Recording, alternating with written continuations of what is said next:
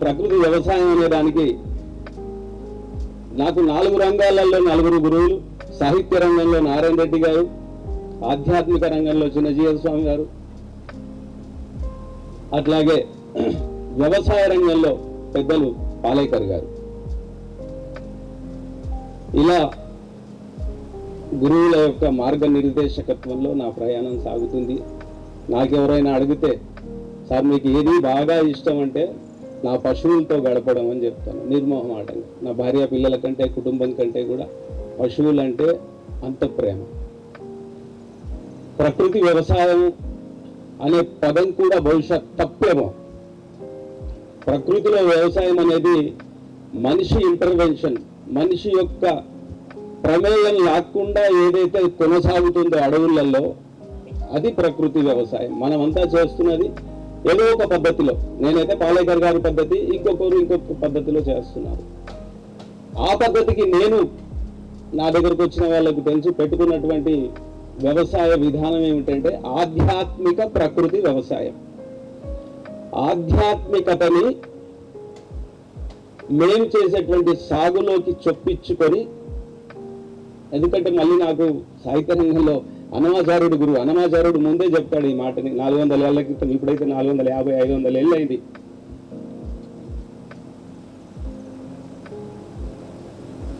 ప్రకృతిలో మనిషి యొక్క ప్రమేయం లేకుండా జరిగేటువంటి వ్యవసాయం, అది భగవంతుడు ఇచ్చినటువంటి ఈశ్వరీయ సంవిధానం. అది దాంట్లో మనం చెప్పుకోవడానికి ఏం లేదు. నేను చేస్తున్న పద్ధతిలో మాత్రం ఇప్పుడు 28 రకాల వరి వంగడాలు, అతి ప్రాచీనమైనవి. ఇక్కడ డాక్టర్లు ఉన్నారు కనుక ఆ ప్రస్తావన చేస్తాను. 28 రకాల వరి వంగడాల్లో అన్నీ కూడా దేశీయమైనవే, హైబ్రిడ్స్ కావు. పైగా వాటన్నిటిలో కూడా అపారమైన ఔషధ లక్షణాలు ఉన్నాయి. ఎవరైనా పిల్లలు నేను మీకు అడిగితే అసలు ఈ వ్యవసాయం ఎందుకు చేయాలంటే ఏం సమాధానం చెప్తారు? ఈ నేచురల్ ఫార్మింగ్ అనేది ఎందుకోసం చేయాలి? చేయకపోతే ఏమైంది? For what? ఎస్, ఒకటి నా ఆరోగ్యం కోసం, నా పొలంలో నేను చేస్తున్నాను, నా ప్రభుత్వం కోసమో దేశం కోసమో ఇంకో దేనికోసం కాదు. ముందు నేను ఆరోగ్యంగా ఉండాలి, నా కుటుంబం ఆరోగ్యంగా ఉండాలి. అందుకోసము దేశీయ విధానంలో మనకున్నటువంటి ఈ గింజల్ని పండించుకోవడం. రెండవది అందరికీ ఆరోగ్యాన్ని ఇవ్వడం కోసం. ఇప్పుడున్న దాంట్లో ఆరోగ్యం ఇందాక చెప్పారు డాక్టర్ గారు, వారి బాల్యానికి ఇప్పటికీ ఉన్నటువంటి తేడా ఏమిటి? ఇవ్వకపోతే ఏం జరుగుతుంది? ఇదే గింజల్ని మీరు తినుకుంటా పోయినారనుకోండి, ఏం జరగబోతుంది? ఏ విధ్వంసం జరుగుతుంది? ఇప్పటికి జరిగిన విధ్వంసము బహుశా మీరు పరిశోధన చేశారో లేదో తెలియదు, కానీ నేను 5 సంవత్సరాలుగా పరిశోధన చేస్తున్నాను పశువుల మీద, మనుషుల మీద. జరగబోయే అతి ప్రమాదకరమైన విధ్వంసం ఏమిటంటే కుటుంబ వ్యవస్థ పూర్తిగా చిన్నాభిన్నం కాబోతుంది. దేనివల్ల? ఆహారం వల్ల. ఈరోజు క్యాన్సర్ కంటే కూడా ప్రమాదకరమైనటువంటిది భయంకరంగా మన మీద పంజా విసురుతుంది. ఏమిటి అంటే బంధత్వం. ఈరోజు మాకు లక్ష్మణ లాంటి పెద్దలకి, మీకు మనవలు ఉన్నారు, బహుశా మీ కొడుకు కూడా మనవలు వస్తారు, కానీ మీ మనవడికి మనవడు వచ్చే పరిస్థితి ఉండదు. ఇదే విధంగా కొనసాగితే అప్పుడేమవుతుంది మనిషి జీవితం? కుటుంబం లేకపోతే, మన ఇంట్లో పిల్లలు లేకపోతే, కుటుంబ వ్యవస్థ వంశాభివృద్ధి జరగకపోతే, ముందుకు కొనసాగకపోతే మానవ మనుగడ ప్రశ్నార్థకంగా మారుతుంది. ఇప్పటికే మీరు చూడండి, ఇంత చిన్నపిల్లలు ఉంటారు, మీరు ఇంట్లో చిన్నపిల్లల్ని గమనిస్తే నాకు బోర్ అవుతుంది అంటారు. లక్ష్మణ, చిన్నప్పుడు నువ్వు ఎప్పుడన్నా బోర్ అయిందని అన్నావా? గ్రామీణ ప్రాంతంలో ఉన్న ఏ పిల్లవాడు కూడా బోర్ అవుతుంది అనేటువంటి మాట వచ్చేదే కాదు. మరి ఈరోజు ఎందుకు వస్తుంది? ఎందుకు వాళ్ళు బోర్ అవుతున్నారు? ఇట్లాగే మీకు మనవలు రాకుండా మీ వంశం ముందుకు పోకుండా ఉంటుంది అని అంటే ఆ విధ్వంసాన్ని మీరు ఈరోజు ఆపుతారా, నాకెందుకు అని వదిలేస్తారా? ఒకవేళ మీరు వదిలేస్తామనుకుంటే మరి మీ సంపాదన దేనికి, మీ పరుగు దేనికి? ముఖ్యంగా ఈ దేశంలో దురదృష్టకరమైన విషయాన్ని నేను గమనిస్తుంది ఏంటంటే ఆధ్యాత్మికవాదులు ఎవరు దీన్ని చెప్పడం లే, పెద్ద పెద్ద ఆశ్రమాల్లో ఉంటున్న గురువులు ఎవరు దీని విషయం మాట్లాడటంలే. ఇన్ని రకాల పూజలు చేయండి, హారతులు తిప్పండి, ఉపవాసాలు ఇంటండి చెబుతున్నారు, ఓకే, దాని గురించి మనకు అభ్యంతరం లేదు. కానీ దీని గురించి మాట్లాడకపోతే ఎట్లా? దీని గురించి వాళ్ళు మనకు జ్ఞానాన్ని అందించకపోతే, దీన్ని ప్రోత్సహించకపోతే ఎట్లా? గోవు ప్రధానం మన వ్యవసాయానికి, దాన్ని పొడగొట్టుకున్నాం. ఈరోజు మా గురువు గారు ఒక్క గోవుతో 30 ఎకరాల వ్యవసాయం చేయొచ్చు అని చెప్తున్నారు. ఇది ఎట్లా అడిగే వాళ్ళు ఉంటే నా దగ్గరికి రండి, ఎట్లాగో చూపిస్తాను. ఎన్ని రకాల విత్తనాల్ని పండిస్తున్నాం. ఈరోజు దురదృష్టం ఏమిటంటే మళ్ళీ దీని పేరు మీద మరొక మోసం కూడా మొదలైపోయింది. మీరు పట్టణాల్లోకి వెళ్తే ప్రతి చోట న్యాచురల్ ఫార్మింగ్ తో పండించిన బియ్యం అని బోర్డు పెడతాడు. ఎవడికి తెలుసు? ఒక 4 బియ్యాల పేర్లు చెప్పండి అంటే మన పిల్లలకి ఏమి రాదు. ఒకవేళ చెప్తే HMT అని చెప్తారు, లేకపోతే హజార్దస్ ఇట్లాంటి నంబర్లు వచ్చేసాయి అవి చెప్తారు. కానీ మన దేశీయ విత్తనాల సంగతి తెలియదు. ఈరోజు మేము అక్కడ ఆధ్యాత్మిక ప్రకృతి వ్యవసాయంలో ఆలయం ప్రధానం, ఆలయం ద్వారా కొంత ఆధ్యాత్మికకు సంబంధించింది దాన్ని మరీ విస్తృతంగా చర్చలోకి వెళ్లకుండా ప్రధానంగా కేంద్రంగా దాన్ని పెట్టుకొని దాని చుట్టూ అల్లినటువంటిదే మా పల్లె. అక్కడ 5 అంచెల విధానంలో దాదాపు 54 రకాల పళ్ళ చెట్లు. మామిడి అంటే మామిడి ఒకటే, మళ్ళీ మామిడిలో 10 ఉన్నాయి కదా అని ఆ 10 లెక్క పెట్టి 56 కాదు. అట్లంటే ఇక్కడ కూడా ఒక 100 రకాలు ఉండి ఉంటాయి. అట్లా కాదు, మామిడి అంటే మామిడి ఒకటే, అరటి అంటే అరటి ఒకటే. అరటిలో నా దగ్గర 8 ఉన్నాయి, మామిడిలో ఇంకా చాలా రకాలు ఉన్నాయి. అలాంటి 54. ఆ 54లో 12 రకాలు ప్రధానంగా ఇప్పుడు ఈసారి నల్లమల నుంచి వచ్చా ఉన్నారు. అడవిలో మనిషి ప్రమేయం లేకుండా భగవంతుడు తన విధానంలో పుట్టించినటువంటి పళ్ళ జాతి చెట్లు ఈరోజు సగానికి పైగా అంతరించిపోయాయి. అసలు ఈ తరం కాదు, పట్టణంలో ఉన్న ఏ తరమైనా సరే వాడికి ఏమీ తెలియదు. చదువుకుంటున్నామని అనుకుంటున్నాము మన పిల్లలు, కానీ నంబర్ గేమ్ లో పడిపోయినారు. కానీ నిజమైన జ్ఞానానికి సంబంధించింది శూన్యం. అసలు ఆ వ్యవస్థను చూడండి, భగవంతుడి విధానంలో ఆ మొక్కలకు సంబంధించిన ఉన్నటువంటి జ్ఞానంలో మానవుడికి బహుశా 1% కూడా లేదు. అయినా వీడు విరవిగుతాడు, నేను చంద్రమండలం మీద పోగలుగుతున్నానని. పక్కనున్న మొక్క దగ్గర ఉన్న జ్ఞానాన్ని మనం పొందలేము. మీలో చాలా మందికి తెలియదు ఒక్కొక్క మొక్కకు ఉన్నటువంటి లక్షణం ఏమిటి. ఒక మొక్కకు సంబంధించిన ఔషధాన్ని నేను సంవత్సరంలో 1 రోజు వాడతాను, మాఘ పౌర్ణమి రోజు. అది ఆ 1 రోజు మాత్రమే ఔషధాన్ని ఇస్తుంది. సార్, మీకు ఇన్ఫర్మేషన్ ఇది. అది ఆ 1 రోజే ఔషధం, తెల్లాడితే అది ఒట్టి పసరు. అంటే మాఘ పౌర్ణమి రోజు చంద్రకిరణాల నుంచి వస్తున్నటువంటి ఆ వెన్నెల కిరణాల్లో ఉండే ఔషధ లక్షణాన్ని తను స్వీకరించి ఆ 1 రోజు తన ఔషధ విలువల్ని బయటికి ఇస్తుంది. తద్వారా ఈరోజు అడుగడుగున వెలిసినటువంటి ఏమంటారు ఫెర్టిలిటీ సెంటర్స్, పిల్లలు లేని దంపతులకు బిడ్డల్ని పుట్టించడానికి అడుగడుగున హాస్పిటళ్ళు. మా దగ్గర మన బాల్యంలో అయితే బహుశా హైదరాబాద్లో కూడా ఒకటి ఉండేదో లేదో, అట్లాంటిది ఇలా జిల్లాల్లో తాలూకాల్లో కూడా పెరిగిపోయాయి.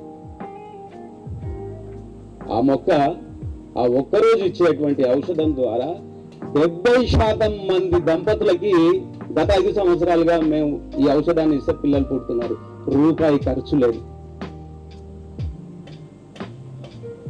ఆ మొక్కకి సంవత్సరంలో ఈ రోజే మాఘ పౌర్ణిమ అని ఎవడు చెప్తున్నాడు? మనం ఏదైనా ఒక తిథి కావాలంటే క్యాలెండర్ తిప్పితే కానీ, లేకపోతే ఇంకేదో పంచాంగం చూస్తే కానీ మనకు తిథులు తెలియవు. మొక్కలకు ఎట్లా తెలుస్తున్నాయి? మీరు ఏ పండుగైనా తీసుకోండి మనది, ప్రతి దానికి సైన్స్ రీజనింగ్ ఉంది.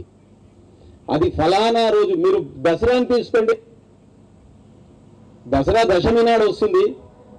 అన్ని పూజలు మనం దసరాకి మామూలు పండుగలకైతే ఉదయం పూట చేస్తాం, దసరా నాడు సాయంకాలం చేస్తాం. సాయంకాలమే ఆ పర్టికులర్ మొక్క దగ్గరికి వెళ్తాము. కారణము, దశమి వెన్నెల రోజు ఆ చంద్రకాంతిలో, ఆ ఋతువులో, ఆ నెలలో, ఆశ్వీజ మాసపు దశమి నాడు కురిసేటువంటి చంద్రకాంతిలో ఉన్నటువంటి ఔషధ విలువలు ఆ శమీ వృక్షం మీద పడడం వల్ల తన చుట్టూతా అది తన ఔషధ విలువల్ని వెదజల్లడం వల్ల అక్కడికి వెళ్ళి ప్రదక్షిణ చేసే వాళ్ళందరూ దాన్ని పీల్చుకోవడం వల్ల మానసికంగా దృఢవంతులు అవుతారు, శారీరకంగా ఆరోగ్యంగా ఉంటుంది. అందుకని దసరా అట్లా చేసుకోవాలి. కానీ ఈరోజు మనం ఏం చేస్తున్నాం? ఇలా ప్రతి ఒక్క దానికి మనం ఆలోచించుకుంటూ పోతే దీని వెనకాల అంతా సైన్స్ ఉంది. నా ప్రకృతి వ్యవసాయంలోకి మిమ్మల్ని అందరినీ ఆహ్వానిస్తాను. మీరు ఎప్పుడన్నా రండి, నేను అక్కడ అవైలబుల్ ఉంటాను. అందులో మా ప్రమేయం అంటూ ఏమీ ఉండకుండా ప్రకృతి తనంత తానుగా ఎట్లా మనకు సహకరిస్తుంది అది చేసుకోవడమే ఈ పాలేకర్ విధానంలో. దీంట్లో మనకు ఖర్చు లేదు. లేబర్ అంటారా, 5 లేయర్ మోడల్ కనుక వేసుకుంటే మీకు ఇందాక నాతో మిత్రులు అన్నారు, లేబర్ రెడ్డి గారు ఎక్కడ మీతో పాటు ఉండే కదా, లేబర్ కష్టంగా ఉందని అన్నారు. అడవిలో ఏ లేబర్ పని చేస్తున్నాడు? అడవిలో అన్ని పనులు ఎందుకు పండుతున్నాయి? మీరు అడవిని సృష్టించుకోవడమే. మీ పొలాలలో మీరు అడవిని ఎంత సృష్టించుకుంటే మీకు పెద్దగా లేబర్ అవసరం లేకుండానే భగవంతుడు ఈ సృష్టి విధానంలో అన్నీ ఇస్తాడు. కాకపోతే దాన్ని ఎట్లా చేయాలి అనేది మనం నేర్చుకోవాలి. గురువులు చాలా మంది నేర్పే వాళ్ళు ఉన్నారు. మా ప్రాంతానికి వస్తే మేము పిల్లలకైతే నేర్పించగలుగుతాం. మా దగ్గరికి ఇప్పుడు లక్ష్మణ కూడా ఇక్కడ పిల్లల్ని టార్గెట్ చేసి ఇవన్నీ చేస్తున్నామని చెప్పారు. కొంచెం భిన్నంగా లక్ష్మణ చేస్తున్న దానికి భిన్నంగా మేము మొదటి నుంచి అన్ని నేర్పిస్తాం. బెల్లం వండితే మేము బెల్లం వండుతాం. ఏ విధమైనటువంటి కెమికల్, ఫర్టిలైజర్, పెస్టిసైడ్ లేకుండా పండించేటువంటి చెరుకు ద్వారా బెల్లం సంవత్సరానికి 2 నెలలు బెల్లం వండుతాం. బెల్లం వండేటప్పుడు ఈ పిల్లలందరినీ పిలుస్తాం. ఒక్కొక్క రోజు ఒక్కొక్క స్కూల్ పిల్లలు వస్తారు నా దగ్గరికి. ఒక గొప్ప ఎక్స్పీరియన్స్ ఇవ్వగలగాలి. చెప్పడం అందరు చెప్తారు. ఇవాళ సెల్ ఫోన్లో విస్తృతమైనటువంటి సమాచారం ఉంది. సమాచారం తెలుసుకోవడం వేరు, తెలుసుకున్న దాన్ని జ్ఞానంగా మలచుకోవడం వేరు, జ్ఞానంగా మలిచిన దాన్ని ఆచరించడం వేరు. చివరికి ఆచరించడం వల్లనే ఫలితం, కానీ మీరు తెలుసుకోవడం వల్లనో ఇంకొక దాని వల్లనో ఉపయోగం లేదు. ఇందాక గురువు గారు చెప్పినట్టుగా, నరేందర్ గారు మీరు చెప్పినట్టుగా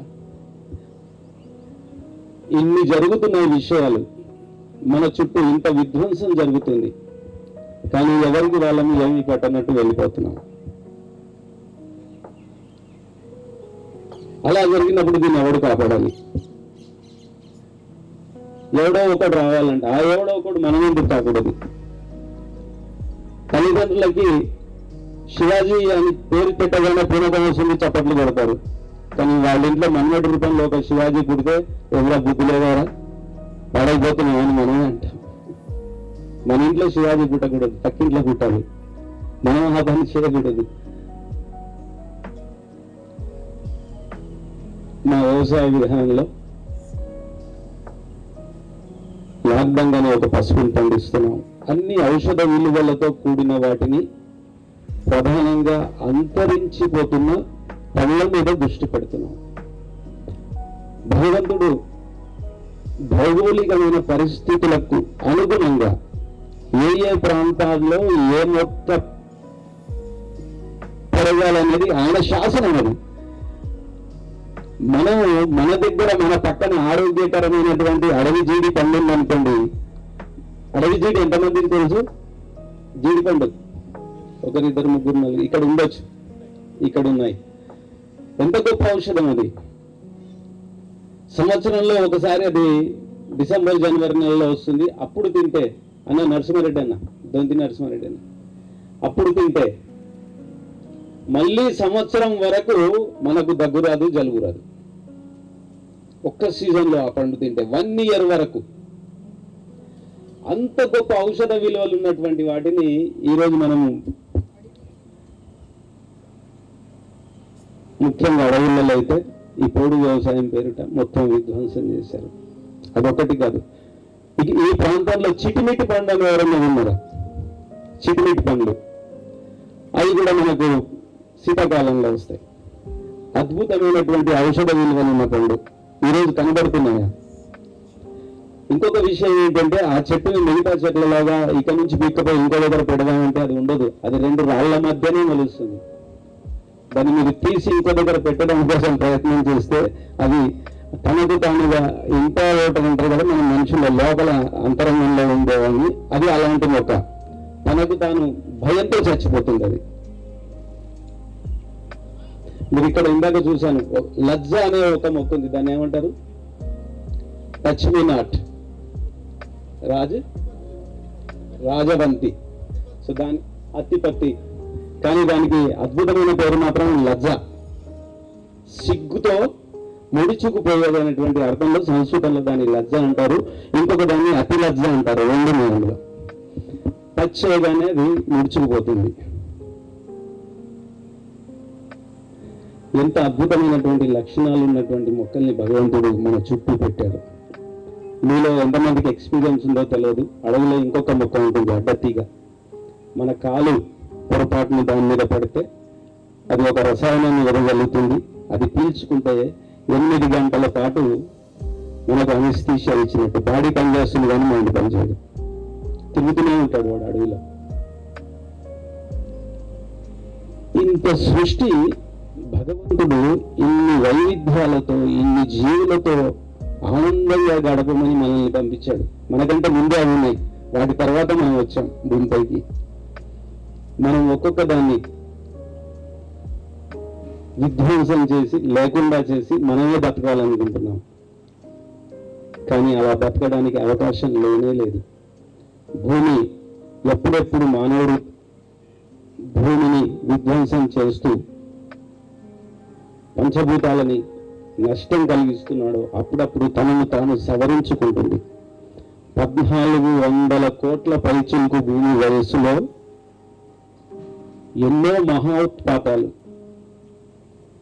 మానవుడు పూర్తిగా పోయినా మళ్ళీ కొత్తగా మానవుడు వచ్చినటువంటి.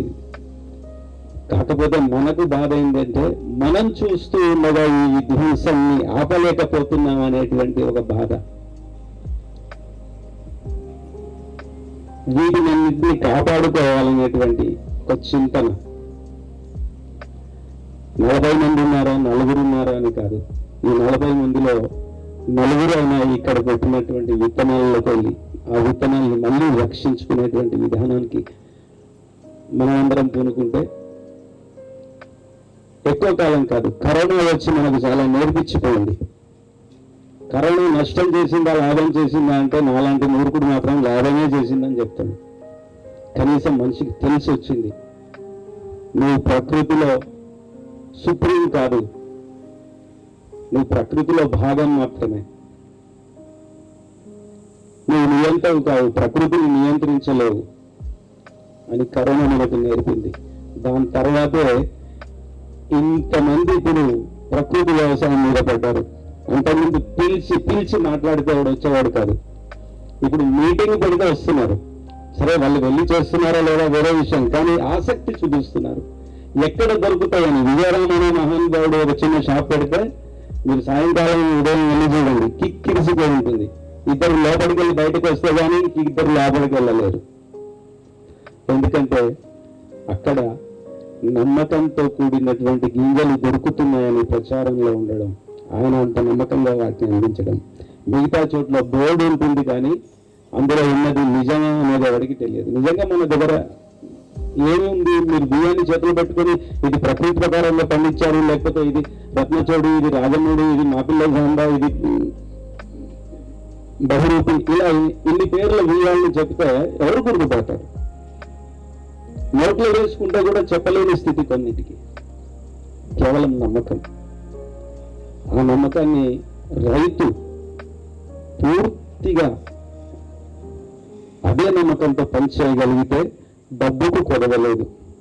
చదువుకుంటున్న పిల్లలు ప్రత్యేకంగా మీకోసం నా విజ్ఞాపన ఏమిటంటే, రాబోయే 10 ఏళ్ల తర్వాత ఈ భూమి మీద గొప్ప వ్యాపారం ఏదైనా ఉందంటే అది వ్యవసాయం చేయడమే, ప్రకృతి వ్యవసాయం చేయడమే. ఇంకోటి లేనే లేదు. ఇంత డబ్బు మీకు ఇంకెందులో దొరకదు. నేనే దానికి ఎగ్జాంపుల్. మామూలుగా బియ్యం మీకు బయట మార్కెట్లో 40 రూపాయల నుంచి 60-65 రూపాయలు ఉంటుంది కదా, అంతకంటే ఎక్కువ ఉందా? 65, 70-75 అంతే కదా. మీకు జై శ్రీరామ్ అనేటువంటి అదే ఇప్పుడు కొద్దిగా మార్కెట్ వెళ్తున్నటువంటి బియ్యంగా కనబడుతుంది. చెప్తారు చాలా మంది అదే. బాపట్ల మసూరి 65-70 రూపాయలకు మించలేదు. కానీ నేను ఇదే మా పిల్లల సాంబాని 200 రూపాయలకు అమ్ముతాను. బెల్లం బయట మార్కెట్లో 40-45 రూపాయలు, నా బెల్లం 120 రూపాయలు. లేదు అంటే 10 రోజులు నిలబెడతారు. గానుగా నడిస్తే ఆ గానుగ దగ్గర నిలబెడతారు. గానుగ అయినాక ఆ ఆయిల్ తీసుకెళ్ళడానికి కారణం ఏమిటి? ఒకటి ఆధ్యాత్మిక సంస్థ, రెండవది నమ్మకం. వాళ్ళ కళ్ళ ముందు ఈ వ్యవసాయం కనపడుతుంది. అరటి పళ్ళు నా దగ్గర 8 రకాలు ఉన్నాయి. దాదాపు 80 రూపాయల నుంచి 100 రూపాయలు, బయట 35 రూపాయలు. ఎందుకు కొంటున్నారు? కరోనా నేర్పించింది, బిడ్డ ఇది తినకపోతే మీ లోపల రోగ నిరోధక శక్తి సన్నగిల్లుతుంది, బయట నుంచి అన్ని దాడి చేస్తాయి. అప్పుడు మీ డబ్బు నిన్ను కాపాడలేదు, ఈ గిన్నెలే కాపాడతాయి, ఈ ఆహారాన్ని కాపాడుతుంది. అలా తెలుసుకున్న వాళ్ళందరూ లైన్ కట్టేస్తారు. దానికోసం ఇక్కడ ఉన్నటువంటి రైతులు సిద్ధం కండి. డబ్బు గురించి మీరు మర్చిపోండి. రేపు రాబోయే మీ తరానికి మీ క్షేత్రం గింజల రూపంలో మీకు అనంతమైనటువంటి ధనాన్ని, అంతకు మించి సంతృప్తిని, అంతకు మించి మానసిక ప్రశాంతతని, సమాజంలో గౌరవాన్ని, ఈ 4 విషయాల్ని ఈ వ్యవసాయం ద్వారా మనం పొందుతాం. ఇవాళ మిగతా వ్యాపారాల్లో డబ్బు సంపాదిస్తుండొచ్చు, కానీ గౌరవం ఎంత పొందుతున్నాడంటే క్వశ్చన్ మార్క్. మీరు ఏ వృత్తి అయినా చెప్పండి, ఇలా ఈ వృత్తిలో గౌరవం పొందుతున్న వాడు, ఇందాక అన్నారు కదా, ఇందాక నేను విన్నాను బయటికి లోపల నుంచి మాటలు వస్తున్నాయి ఏమిటంటే, వ్యవసాయదారునికి పెళ్లి కావాలంటే పిల్లనియట్లేదు. నిజమే. కానీ రేపు ఇదే వ్యవసాయదారుడు ఎవరైనా ఉంటే వానికే బిడ్డనియడానికి ముందుకు వస్తారు. ఎందుకంటే వాడికి మాత్రమే పిల్లలు పుడతారు, బయట వాడికి పిల్లలు పుడతారు. ఎవరికి ఇస్తావు అప్పుడు నువ్వు? నీకు మన్మని ఇచ్చే వాడికి నువ్వు నీ బిడ్డని ఇస్తావా? లేకపోతే ఆకాశంలో విహరించేటువంటి వాడికి నీ బిడ్డని ఇస్తావా? పరిస్థితి మారుతుంది. ఆ పరిస్థితికి మనం ఈ రోజు ఉన్న వాళ్ళము దానికి అనుగుణంగా మన ఆలోచనను మార్చుకొని అటువైపు ప్రయాణం చేస్తే ఖచ్చితంగా మన పిల్లలే అగ్రభాగాన ఉంటారు. ఈరోజు మనం వెనకాల ఉన్నాం, పర్వాలేదు. ఒక మహాకవి అంటాడు, ఒక ఊరేగింపు కొనసాగుతుంది, నువ్వు చిట్ట చివరిలో ఉన్నావు, పర్వాలేదు, చిట్ట చివరైనా నడువు నడువు నడువు, వదిలిపెట్టకు. ఒకరోజు వాళ్ళంతా వెనక్కి తిరుగుతారు. వెనక్కి తిరిగినప్పుడు ఎవడు ముందట ఉంటాడు? నువ్వే ముందట ఉంటావు. కానీ నిన్ను అడగని మానకు. మనం ప్రయాణం చేద్దాం. ఇలాంటి పెద్దలందరూ మనకు సహకరిస్తూనే ఉంటారు. ఈ భూమి మీద దాతలకి కొదవలేదు. మంచి పని చేస్తున్నారంటే దాతలు ముందుకు వస్తారు. ఈ విత్తన విధానంలో, ఈ వ్యవసాయ విధానంలో నేను నేర్చుకున్నది ఇది. రాబోయే తరం ఖచ్చితంగా ఈ ప్రకృతి వ్యవసాయం ద్వారానే నిలబడుతుంది. ఇది మాత్రమే వాళ్ళకి సంపదనిస్తుంది, ఇది మాత్రమే వాళ్ళకి తృప్తినిస్తుందని భావన చేస్తూ నన్ను పిలిచి 4 మాటలు చెప్పమన్నారు. నేను వ్యవసాయం గురించి ఎక్కువ చెప్పకుండా మిగతా సైడ్ విషయాలే అట్లా స్పృశించాను. కారణం నా కోరిక ఏంటంటే, చెప్పేది కాదు, చూసేది, నోటితో రుచి చూసేది, భోజనం చేసేది. నా దగ్గర ఒక పూట అన్నం, మీరు భోజనం చేశారు కదా, ఒక పూట భోజనం చేస్తే అక్కడ నేనేం చేస్తున్నానో భగవంతుడు చెప్తాడు, నేను చెప్పుకోవాల్సిన పనిలే. ఇంతసేపు నన్ను భరించి విన్నందుకు మీ అందరికీ కృతజ్ఞతలు, ధన్యవాదాలు తెలుపుతూ మీ అందరికీ మా పల్లెకు రావాల్సిందిగా ప్రార్థన చేస్తూ అక్కడ జరిగే విషయాల్ని స్వయంగా మీరు పరిశీలన చేసి మీ అనుభూతి ద్వారా పొంది రాబోయే మీ తర్వాతి తరాన్ని దానికి సిద్ధం చేయండి అని చెబుతూ, విజయం ఖచ్చితంగా మట్టికే అంతిమ విజయం. మధ్యలో ఎన్ని వచ్చి ఎన్ని పోయినా ఏది నిలబడిగేది కాదు. ఈ శరీరం మధ్యలో వచ్చింది, మధ్యలో పోతుంది. ఎక్కడి నుంచి వచ్చిందో అక్కడికే పోతుంది. మేము ఆధ్యాత్మిక ప్రకృతి విషయంలో ఒకటే చెప్తాం, భగవంతుని సృష్టి విధానంలో మీ కంటికి కనిపిస్తున్నది లేదా మీరు దాన్ని పట్టుకుంటే మీకు అనుభూతినిస్తున్నది ఏదైతే ఉన్నాయో అవన్నీ ఎక్కడెక్కడి నుంచి వచ్చాయో తిరిగి అక్కడక్కడికే వెళ్ళిపోతాయి. ఈ శరీరంలో నీరుంది, ఇది పడిపోయిన తర్వాత నీటిలో కలిసిపోతుంది. ఈ శరీరంలో గాలి ఉంది, అనంత వాయువులో కలిసిపోతుంది. ఈ శరీరంలో మట్టి ఉంది, మట్టిలో కలిసిపోతుంది. ఈ శరీరంలో అగ్ని ఉంది, అగ్నిలో కలిసిపోతుంది. ఈ శరీరంలో ఆకాశతత్వం ఉంది, అది ఆకాశతత్వంలో కలిసిపోతుంది. మిగిలింది ఏంటిది మనకి చివరికి మట్టి. ఈ మట్టిని పరిరక్షించడానికి మీరందరూ చేతులు కలపాలని ప్రార్థన చేస్తూ, అమ్మ నీలమ్మకి భగవంతుడు పరిపూర్ణమైన ఆయుష్నిచ్చి ఈ ఉద్యమాన్ని, ముఖ్యంగా ఎందుకంటే మాతృమూర్తులు ఈ ఉద్యమాన్ని ముందుకు నడిపిస్తే మరింత ముందుకెళ్తుంది. మగవాళ్ళం మేము ఎంత చేసినా మాతృత్వపు ఛాయని మాత్రం అందివ్వలేము ప్రపంచానికి. మీరు నైతికంగా నిజాయితీతో చేసేటువంటి దీనికి భగవంతుడి ఆశీస్సులు పరిపూర్ణంగా ఉండాలని ప్రార్థన చేస్తూ మరొకసారి అందరికీ ధన్యవాదాలు. జై శ్రీమన్నారాయణ. సార్, నరసింహారెడ్డి సార్ మాట్లాడుతుంటే నిజంగా సార్ నాకు నల్లమల మా ఊరు, మా పల్లె గుర్తొచ్చింది సార్.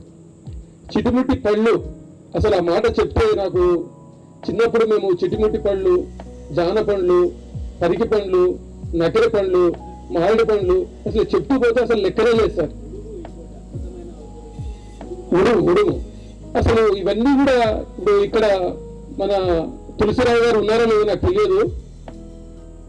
ఒక లెక్క ప్రకారము ఉమ్మడి రాష్ట్రంలో ఉన్నప్పుడు నల్లమల్ల అడవిలో ఉండే ఔషధ మొక్కల్ని నిజంగా మనము వాడుకుంటే 10 సంవత్సరాల ఉభయ తెలుగు రాష్ట్రాలకు కావాల్సినంత బడ్జెట్ మనకు దొరుకుతుంది. అంత ఔషధ సంపద ఉంది నల్లమల్ల అడవుల్లో. అంతకంటే విలువైంది నల్లమల్ల చెంచులు. అసలు మనము అభివృద్ధి అంటే ఎట్లా ఉండాలి, ప్రకృతి ఎట్లా ఉండాలంటే మనం నల్లమల్ల చెంచులను చూసుకోవాలి. వాళ్ళు అడవికి వెళ్తే ఒక చెట్టు మీద పండ్లు ఉంటే, ఇప్పుడు సాయి చెప్పిన చిటిముటి పండ్లు కానీ, నకిర పండ్లు కానీ, జాన పండ్లు కానీ, ఏ పండ్లు అయినా సరే మనం అయితే ఒక చెట్టు కనిపిస్తే ఆ చెట్టుకు మీద రాల్పుకొని ఒక సంచిలో పోసుకొని పోతాం. అదే మా నల్లమల్ల చెంచులు అయితే వాడికి కావాల్సినంత మాత్రమే తిని మిగతాది వదిలేసిపోతాడు. అది మిగతాది మనకు కాదు, రేపు ఎవరో ఒకరికి ఆకలి తీరుస్తుందని చెప్పి ఒక చక్కటి మానవతా మూర్తులు వాళ్ళు. కాబట్టి అంత చక్కటి సంపద మనకున్నది. వాళ్ళు సార్ చెప్పినట్లు చాలా మంది వచ్చి నల్లమల్ల చెంచులు అడుగుతారు, డెవలప్ చేయాలంటే మీకు ఏం కావాలో చెప్పండి. మీకు ఇళ్ళు కావాలన్నా, కరెంటు కావాలన్నా, బోర్లు కావాలన్నా, మిద్దెలు కావాలన్నా, ఏసీలు కావాలన్నా, మీకు రోజు మినరల్ వాటర్ కావాలని అడిగితే వాళ్ళంతా విని నవ్వి, సార్ మా తిప్పలు మాకు వదిలేయండి సార్, మేము బతుకుతామని చెప్తారు. మీరు రాకుంటూ ఉంటే మంచిదని చెప్తారు. అలాంటిదే ప్రకృతి వ్యవసాయం కూడా. ప్రకృతి వ్యవసాయంలో మనం భూమిని చెడగొట్టకుంటే అదే ప్రకృతి వ్యవసాయం అయితే తెలియజేసిన మిత్రులు ఇద్దరు, నరసింహారెడ్డి గారు, నరేందర్ రెడ్డి గారికి నేను మనస్ఫూర్తిగా అభినందనలు తెలియజేసుకుంటూ ఈ సెషన్ ముగిసిందని తెలియజేసుకుంటున్నాను. Thank you so much sir.